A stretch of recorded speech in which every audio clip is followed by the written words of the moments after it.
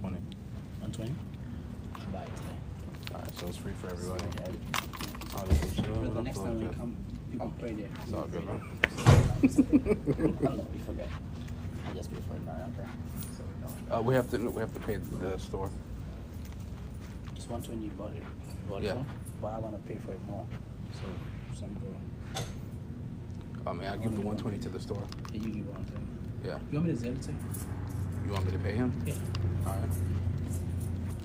I'll just send it to you right now. I was in 150, 30 goes today.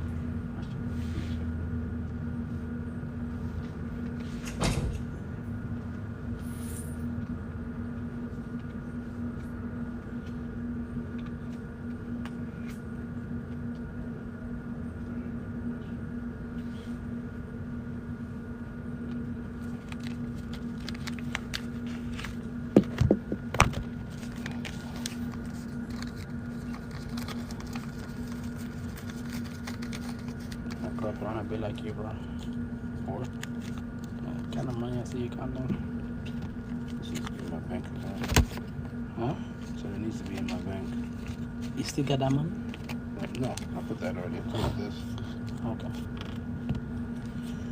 How much money is it if I can give you all of it in Zelle so I can just you give me the cash account? 30, 70, 90, 210, 70, 90, 310. I'm not giving these up because they're super crispy. 310. Okay, so Have a coffee.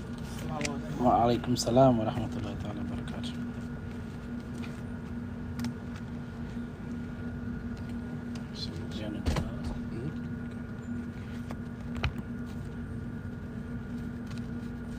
Just to make sure though.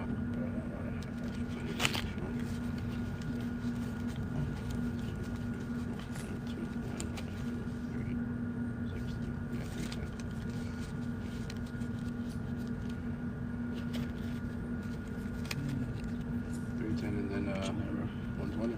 Yes, put your name.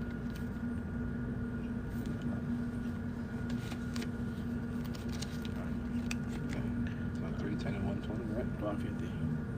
No, 150. Okay, I gotta put send 30 to the masjid now then. I just take the $30 from here and give it to you.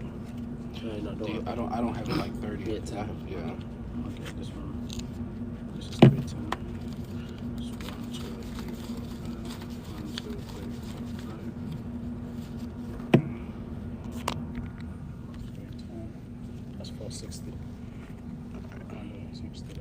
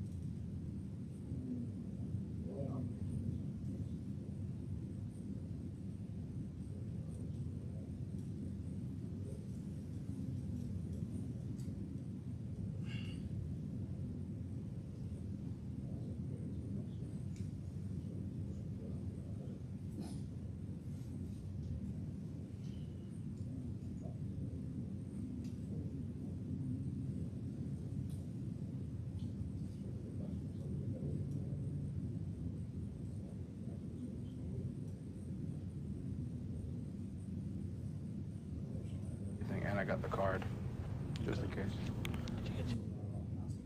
I didn't have to wait. I didn't get it yet, but I got it. Yeah, I got the passport book and the card. So just in case I need to reuse the card. They didn't honor the appointment when I first got there, so I had to go to the town. Luckily, it wasn't too many. It was only 2 people working there. We swept through it. No, I went to the one off of Monroe Drive. And Buckeye, I think it's still there.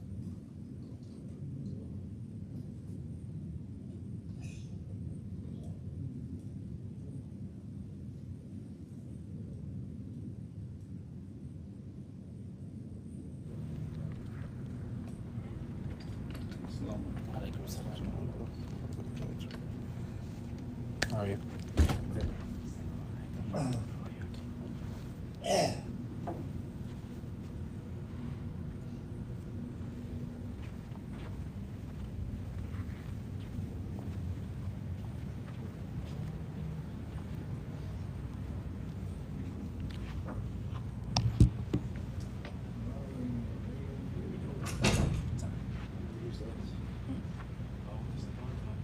22.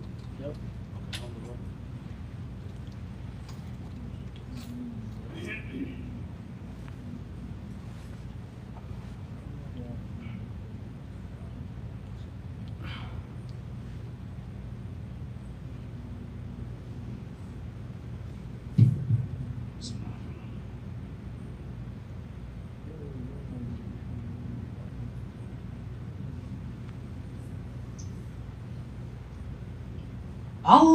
Allahu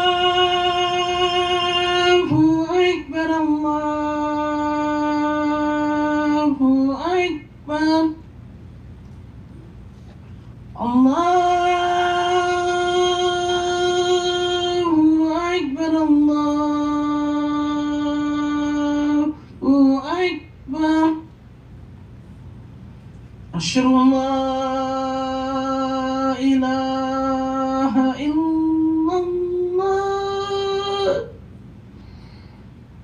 Asyhadu an la ilaha illallah.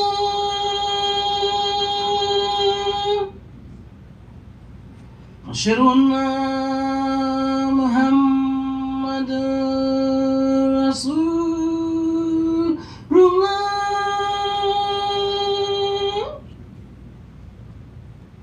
Asyhadu anna Muhammadar Rasulullah.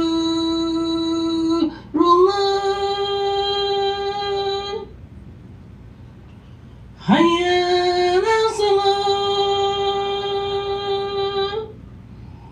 hayya 'alas salat, hayya 'alal falah,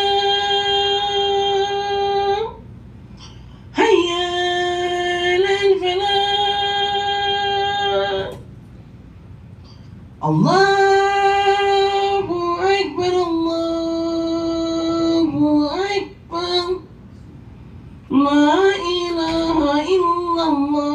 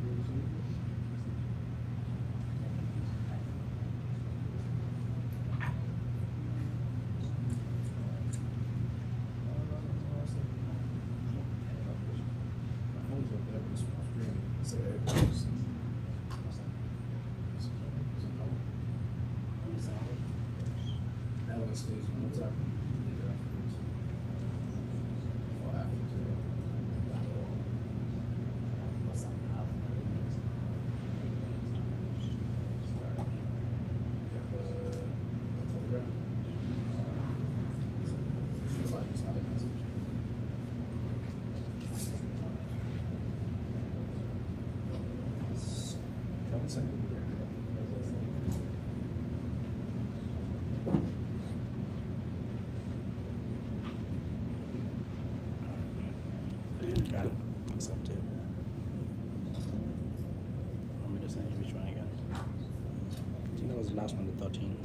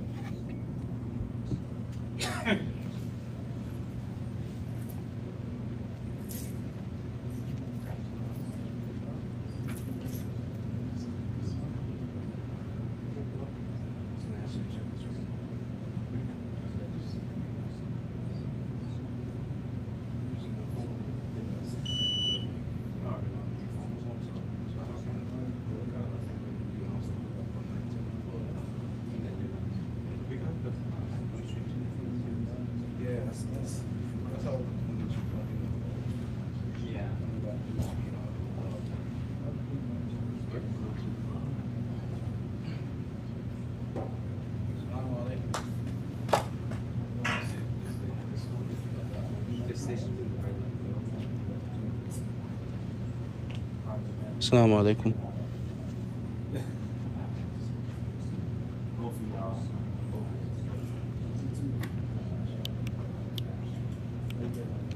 Assalamu alaikum.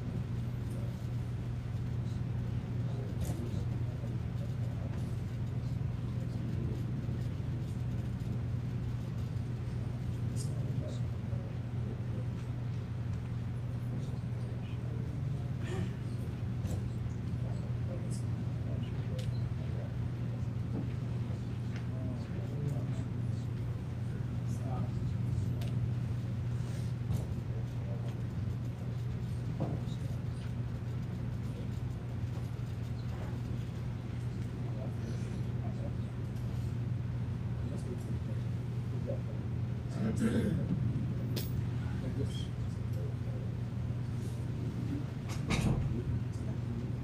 always prepared.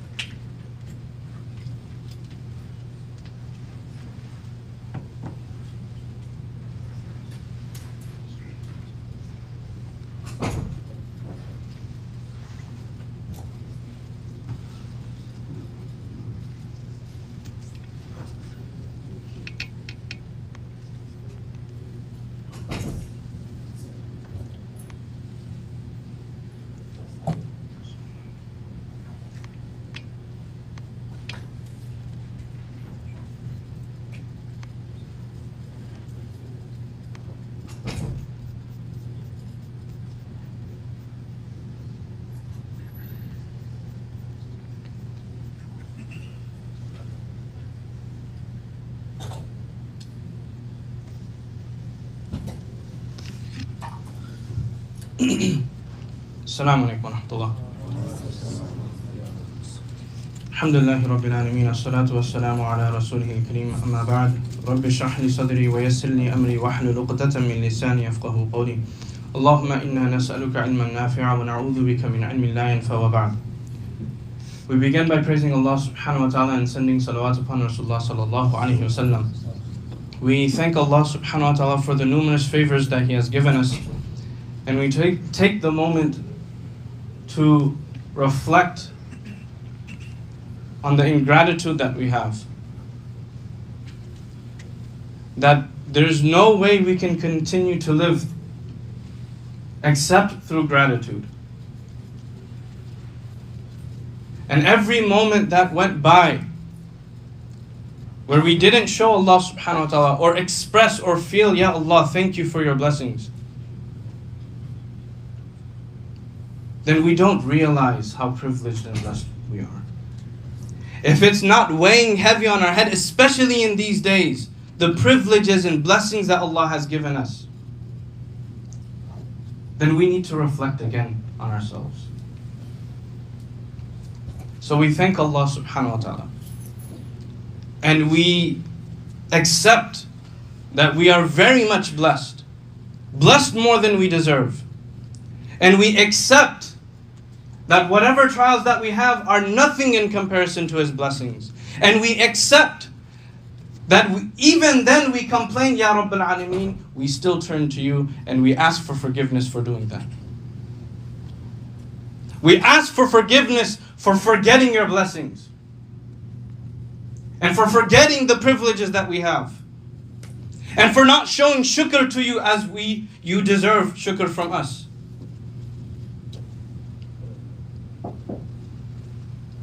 And we ask Allah subhanahu wa ta'ala to send His highest blessings and favor and elevation and honor to the Nabi, our Habib Rasulullah sallallahu alayhi wa sallam.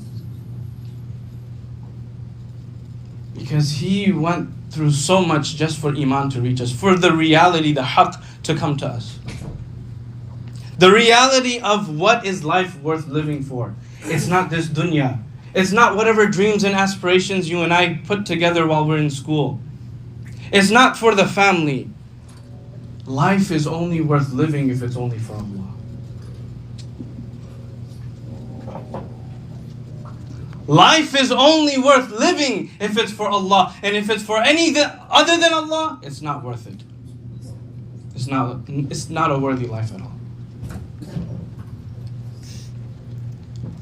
My brothers and sisters, last week in the second Jama'ah we spoke,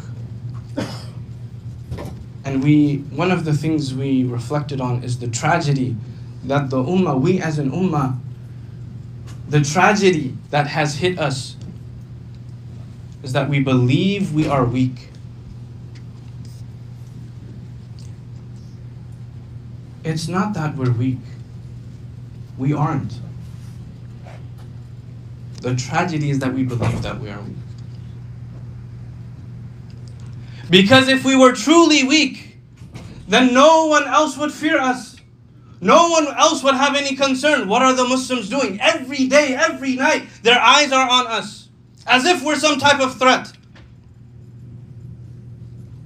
What threat do we have? What threat do we have? We don't have anything. All we have is Iman. All we have is Iman. That's all we have, my brothers and sisters. But that is what they don't have. And that is what they fear.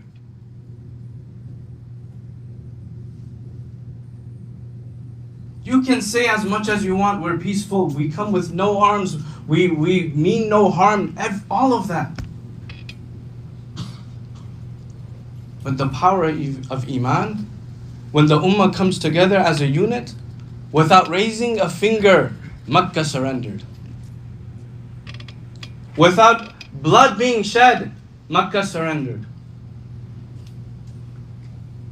This is what they're afraid of.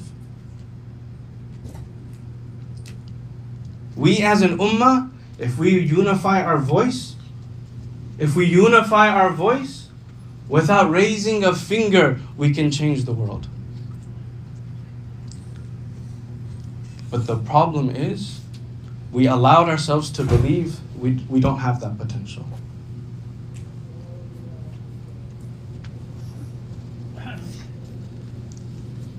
The first step in doing anything is to have knowledge, to be equipped with the context.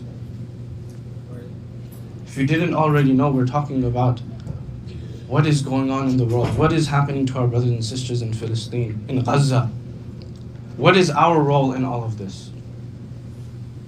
So last week we spoke about our potential. This week is to equip ourselves not with guns, not with violence, not with arms, with education, with knowledge, with a voice. This is what Rasulullah ﷺ did in Mecca. He spoke out loudly, La ilaha illallah. These idols are false. Your oppression is wrong. The women folk, the children, the downtrodden, they deserve our support. Your money is not yours. Your power is not yours. All of this came from the true Almighty.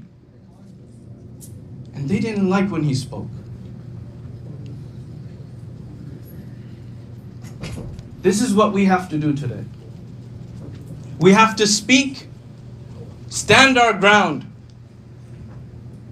and control ourselves from violence. 13 years Rasulullah sallallahu alaihi wasallam, the Sahaba, they knew they are not allowed to move a hand because they didn't have any jurisdiction.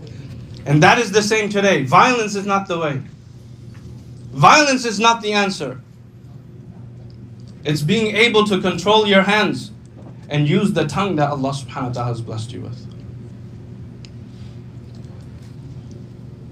So first and foremost, my brothers and sisters, if you feel pain, if it's heavy on your heart what is happening to our brothers and sisters in Gaza, then know that Rasulullah sallallahu alaihi wasallam is quoted to have said, مَثَلُ الْمُؤْمِنِينَ فِي تَوَادِّهِمْ وَتَرَاحُمِهِمْ وَتَعَاطُفِهِمْ مَثَلُ الْجَسَدِ إِذَا اشْتَكَى مِنْهُ عُضْوٌ تَدَاعَى لَهُ سَائِرُ الْجَسَدِ بِالسَّهَرِ وَالْحُمَّةِ. That the body of the believers in their mutual love, compassion and sympathy, it's as if they're one body. So when one portion of the body hurts, the whole body will respond with sleeplessness and with fever. This is how the ummah responds. And if you feel that way, then you, inshallah, you and I, we are part of the ummah. But if nothing is shaking you and all you want to do is block it out and indulge yourself in entertainment and indulge yourself in your whims and desires and indulge yourself in everything other than what is happening today, then maybe you're trying to push away the ummah from yourself. And may Allah forgive us.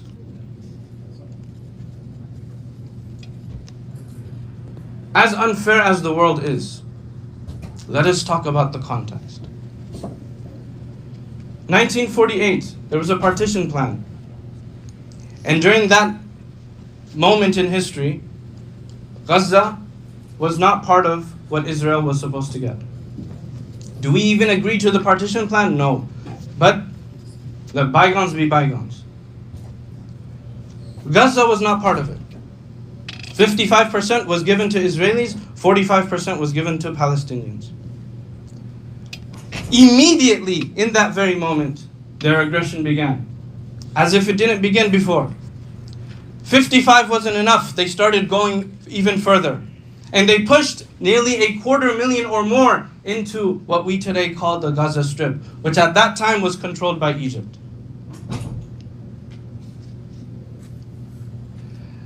Now some time passes. In 1967, Israel launches a second aggression offensive. And it acquires not just the Gaza Strip, it goes far beyond into the Sinai Peninsula. It acquires all of that. It acquires West Bank. It acquires Jerusalem, which the UN said should be a neutral land. And it acquires all of this. And that is when the occupation begins. Because they receded from the Sinai Peninsula. And they showed that, oh, we're doing you a favor.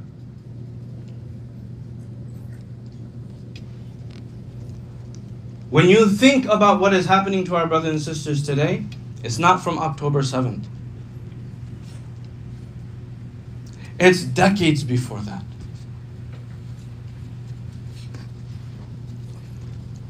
(1967), 250,000 refugees. 70s and 80s, almost 1 million people, 750,000 people or more in that same Gaza Strip. Already triple the population. Today, how much are we talking about? 2.2 million people, more than 8 times the population. They've been confined within that space, the same narrow space. Well, do they get to live as they wish in this narrow space? Since 1967, jobs were restricted, education was restricted, movement was restricted. Any type of peaceful protest, any type of political activity to organize themselves and have independence, all of it restricted and banned. They put in place rules for fishing. They're living right outside the ocean. It's right there in their backyard. Not allowed to go there without permits. They're sitting on land which is ripe for farming. Not allowed to farm without permits. They have some space where they can build. At least then we can allow this growing population to have a roof over their heads. Not allowed to build without permits. Imam Sahib, that's normal. Every nation state has this system of permits. That's a good thing. That's a good thing when you apply it equally and fairly, without using technicalities to prevent people from build, to prevent people from fishing, to prevent people from farming, from having food to eat.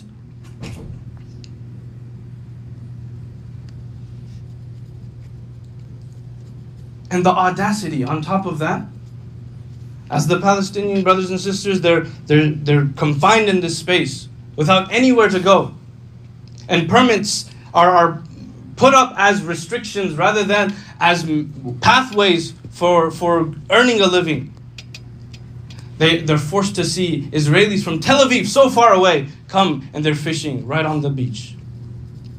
They're seeing outsiders come and build property on their land. How would that make you feel? No permits for building, no permits for fishing, no permits for farming, no permits for even replacing the sewage system. Here's another thing that they do. Think about this scenario. You've tried again and again, you applied for your permit. Every time you're rejected for some minor details or some minor technicality that they might have just, opened up in the last 2-3 days. And your family is growing and growing and you have no choice. You have to build. It's not 250,000 people anymore. We're talking about 750,000. Triple the population. So you build and you're like, I don't care. I need to have a roof over my family. And because the aggressors like to instigate things. And there's this, obviously, how are people going to live in that condition? So a child comes and he tosses a rock at the tank. Or in that direction, he says something. And so now the whole gang, they come and they say, oh, your building doesn't have a permit. We're going to break this building down. And the story that you get to hear is they built without permits, so their building comes down. That's all you get to hear. That's the media for you.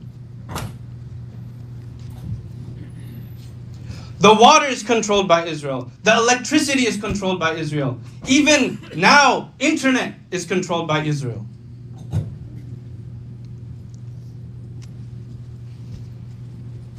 In the 70s, a fence wall was put up. To go from Gaza to West Bank, if you want to visit family, even for that you need permits. 1967 was when all of this happened. And by the 70s, they already put up walls, fences.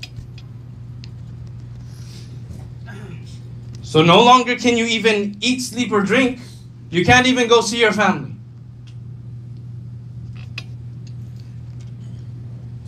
And passports, First of all, Gaza isn't even part of Israel. So you're born, you don't get a passport. If you want to organize your own government system to have passports given to you, that's not going to be allowed either. So they're stateless, forcibly dependent, and stripped of all livelihood. Not since October 7th, since 1967. 1987, the first intifada. What is intifada? If you go to a protest, you might hear this. It was a mass protest that began in Gaza and West Bank.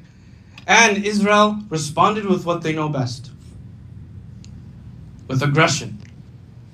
With 10 times or even 100 times worse. In the 70s and 80s, brutal laws were endorsed. If a family member resisted, one person, the entire family gets the brute end of the force. By the 80s, late 80s and 90s, even the Israeli Supreme Court sanctioned the breaking of bones of children who threw rocks at Israeli security and police.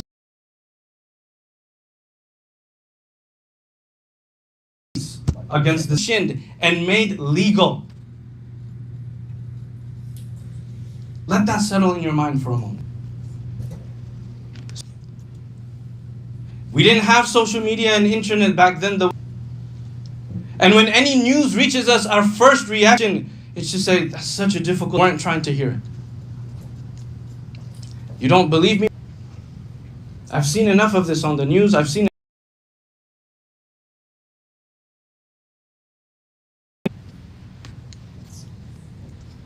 Well, in a situation like that, the anger rises, the aggression rises, and the resistance also rises. Now, by the early 2000s, a large wall air prison. This wall is not some 10 feet wall. It's not even 20. Majority of its funding, do you know where it came? We Muslim families, we came to America for a better life. At what cost? Jimmy Carter has called it an apartheid. Nelson Mandela's grandson has commented that in some ways, in Palestine, they don't want them there at all. That is why when people talk about a two-state Israeli, so obviously this is enough Palestinian children, and there's no more generations to come, to the Sinai Peninsula, and their population has reduced. The only way forward that they've left for themselves, conveniently. If you think about our history, why?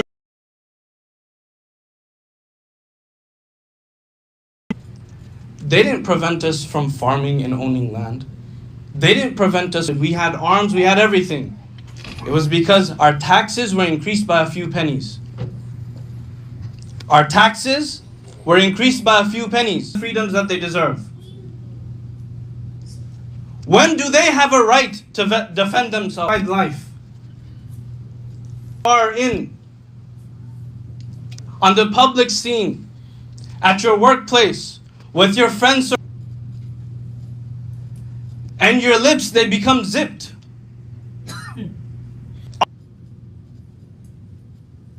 But if you don't have the information, if you don't have the knowledge, then you will zip your mouth exactly as they want you to. So that they are the superpowers, and you and I will always just be a colored person. We will always just be ourselves with violence. We arm ourselves with the truth, even when that truth goes against us.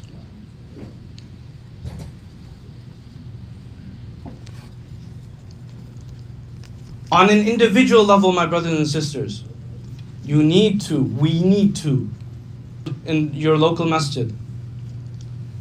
If you can't, then pray at home and learn the qunut nazila. Send whatever you can in terms of aid, humanitarian aid, to all those organizations that are reliable. There are people that will need it immediately. You don't want to send your aid after the door has opened, because who knows when they'll shut it right back. Stay away from sins. Show Allah that you're careless.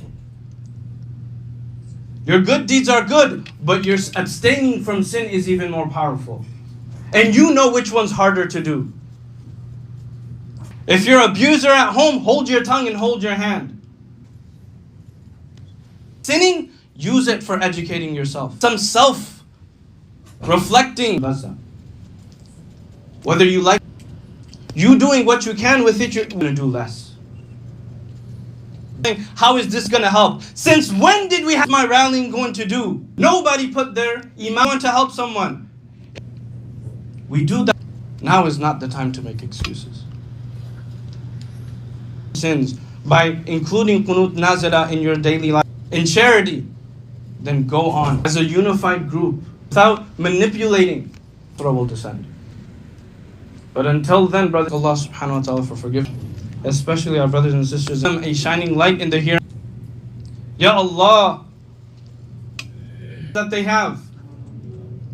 Ya Allah, if even a little bit of the anxiety that we feel from just listening, so we ask you to remove all of our anxieties and pains.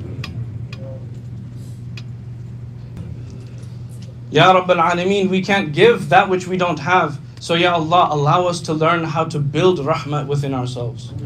Ya Allah, allow us to learn ourselves. Ya Allah, and allow us to spread that mercy and compassion, Ya Rabbil Alameen. Ya Dhal Jalali wal Ikram, Ya Rahman, Ya Wadud. Rasulullah sallallahu alayhi wa sallam has taught to those that are being oppressed. Wa sallallahu ala Muhammad wa ala alihi wa ashabihi ajma'in bi rahmatika.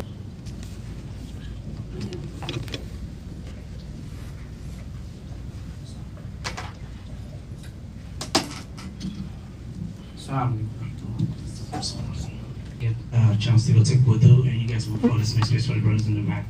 Jazakallah khair. Allahu Akbar, Allahu Akbar, Allahu Akbar. Ashhadu an la ilaha illallah.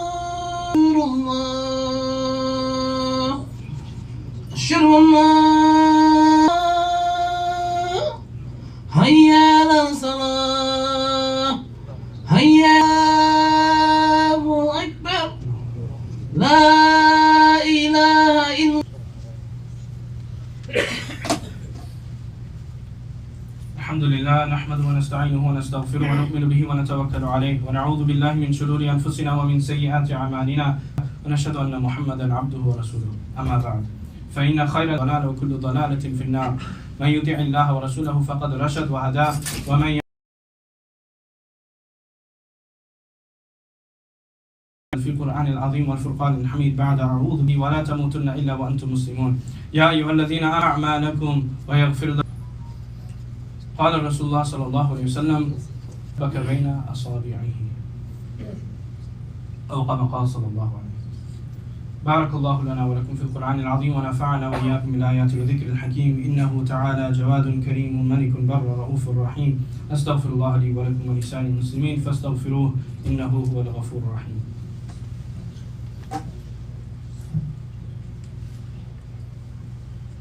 الحمد لله نحمده ونصلي على رسوله الكريم أما بعد أعوذ بالله من الشيطان الرجيم بسم الله الرحمن الرحيم. لقد كان لكم في رسول الله أسوة حسنة لمن كان يرجو الله وآمنوا صلوا عليه وسلموا تسليما. اللهم صل وسلم وأنعم وبارك على وذرياته وأصحابه أجمعين وعلى من تبعهم بإحسان إلى يوم الدين. اللهم اجعلنا منهم يا رب العالمين. اللهم أيد الإسلام والمسلمين سبيلك في كل مكان. اللهم انصر المستضعفين والمجاهدين في فلسطين واخذل أعداءهم اليهود والنصارى والمشركين. الله آثارهم واقطع دابرهم وأنزل بهم بأسك الذي لا ترده عن القوم المجرمين. اللهم أهلكهم كما وصلى الله على سيدنا محمد وعلى آله وصحبه أجمعين برحمتك يا أرحم الراحمين. فاذكروني أذكركم واشكروا لي ولا تكفرون.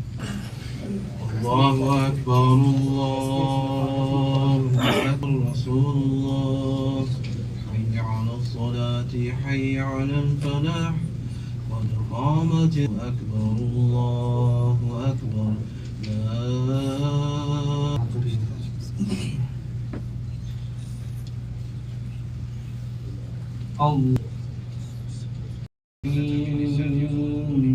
صراط المستقيم صراط الذين أنعمت عليهم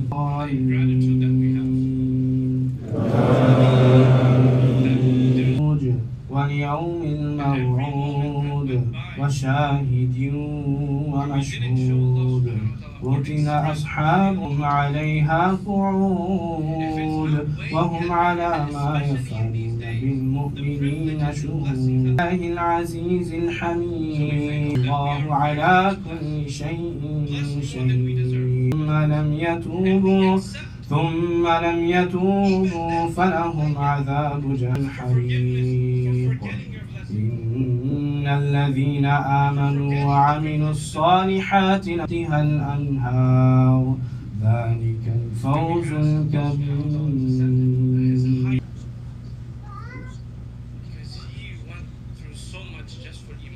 سمع الله الله أكبر الله أكبر الله أكبر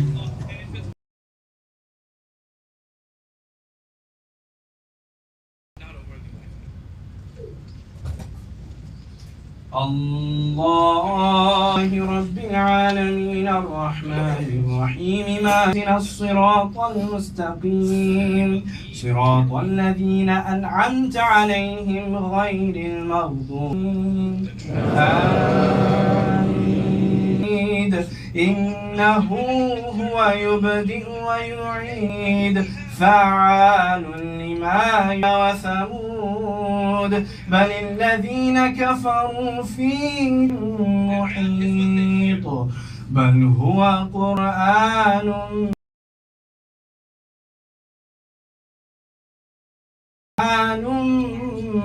مجيد. الله سمع الله لمن حمده.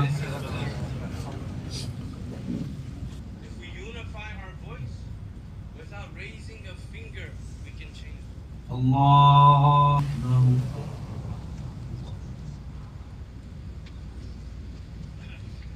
You didn't already know we're talking about what is going on in the world, what is happening to our brothers and sisters in Palestine. Last week we spoke about our potential. This week is to equip ourselves not with guns, not with violence, not with arms, with education, with knowledge, with a voice. This is what Rasulullah did in Mecca. He spoke out loudly. La ilaha illallah. These idols are السلام عليكم